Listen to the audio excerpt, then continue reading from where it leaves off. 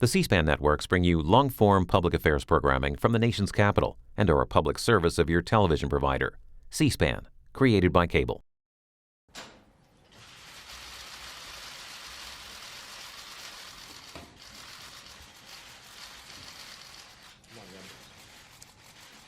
Good afternoon.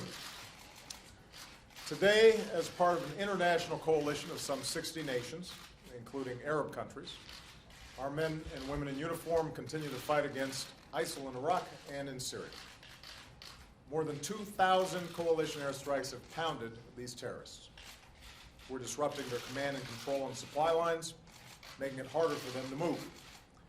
We're destroying their fighting positions, their tanks, their vehicles, their barracks, their training camps, and the oil and gas facilities and infrastructure that fund their operations. We're taking out their commanders, their fighters, and their leaders. In Iraq, local forces have largely held the line and in some places have pushed ISIL back. In Syria, ISIL failed in its major push to take the town of Kobani, losing countless fighters in the process, fighters who will never again threaten innocent civilians. And we've seen reports of sinking morale among ISIL fighters as they realize the futility of their cause. Now, make no mistake, this is a difficult mission, and it will remain difficult for some time. It's going to take time to dislodge these terrorists, especially from urban areas. But our coalition is on the offensive. ISIL is on the defensive, and ISIL is going to lose.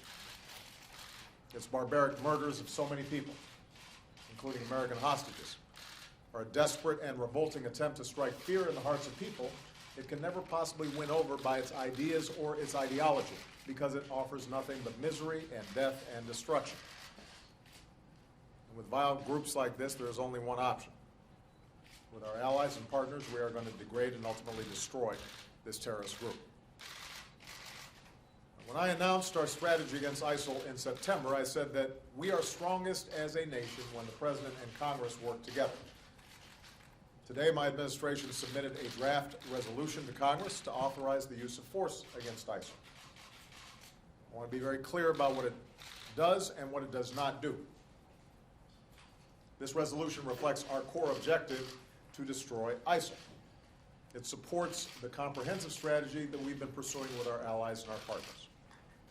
A systemic and sustained campaign of airstrikes against ISIL in Iraq and Syria, support and training for local forces on the ground, including the moderate Syrian opposition, preventing ISIL attacks in the region and beyond, including by foreign terrorist fighters who try to threaten our countries, regional and international support for an inclusive Iraqi government that unites the Iraqi people and strengthens Iraqi forces against ISIL, humanitarian assistance for the innocent civilians of Iraq and Syria who are suffering so terribly under ISIL's reign of horror.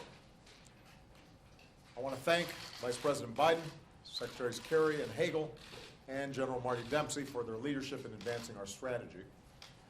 Even as we meet this challenge in Iraq and Syria, we all agree that one of our weapons against terrorists like ISIL, a critical part of our strategy, is the values we live here at home.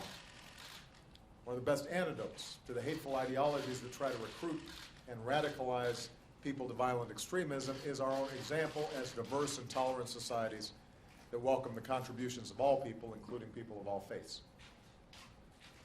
The resolution we've submitted today does not call for the deployment of U.S. ground combat forces to Iraq or Syria.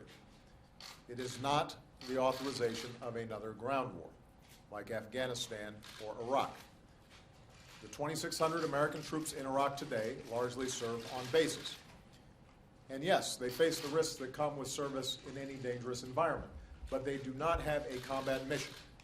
They are focused on training Iraqi forces, including Kurdish forces. As I've said before, I'm convinced that the United States should not get dragged back into another prolonged ground war in the Middle East. That's not in our national security interest, and it's not necessary for us to defeat ISIL. Local forces on the ground who know their countries best are best positioned to take the ground fight to ISIL, and that's what they're doing. At the same time, this resolution strikes the necessary balance by giving us the flexibility we need for unforeseen circumstances.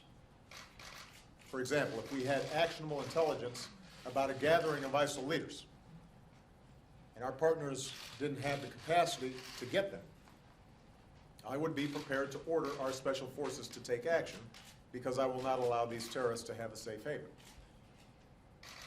So we need flexibility, but we also have to be careful and deliberate. There's no heavier decision than asking our men and women in uniform to risk their lives on our behalf.